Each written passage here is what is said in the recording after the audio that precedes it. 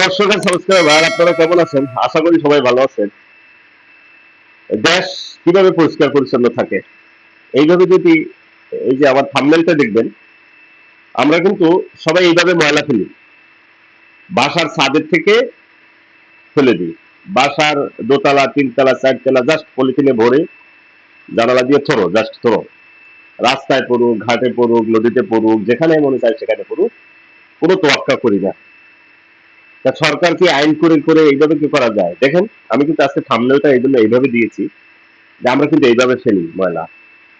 বিদেশের মাটিতে আমরা যারা বিদেশে আছি আমরা দেখি নদীতে কোনো ময়লা নেই, পানি একদম নিট অ্যান্ড ক্লিন, পরিষ্কার, ২০ হাত নিচ পর্যন্ত দেখা যায়, মাছগুলো যে হাঁটতে যাচ্ছে আসতেছে দেখা যায়।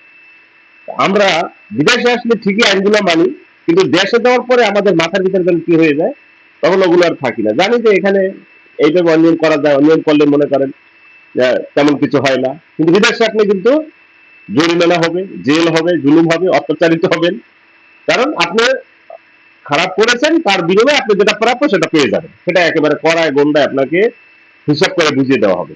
এক টুকরো, এক চুলো করে আপনাকে কম দেওয়া হবে না।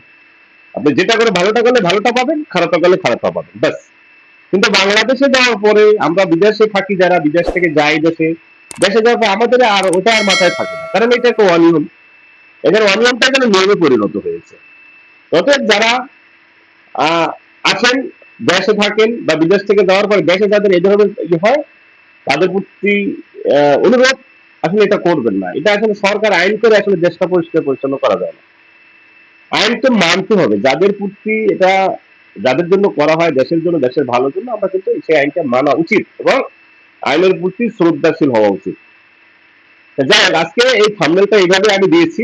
এইভাবে দেখেন, আপনার চারদিকে আপনার প্রতিবেশী, আপনি, আমি সবাই কিন্তু এইরকমই ময়লা আমরা ফেলে দিই। প্রত্যেক দিন আমাদের ঘর গৃহস্থালিতে যে পরিমাণ গার্বেজ হয় সেটা কিন্তু আমরা নির্দিষ্ট জায়গায় না ফেলে যেখানে সেখানে ফেলে দিই।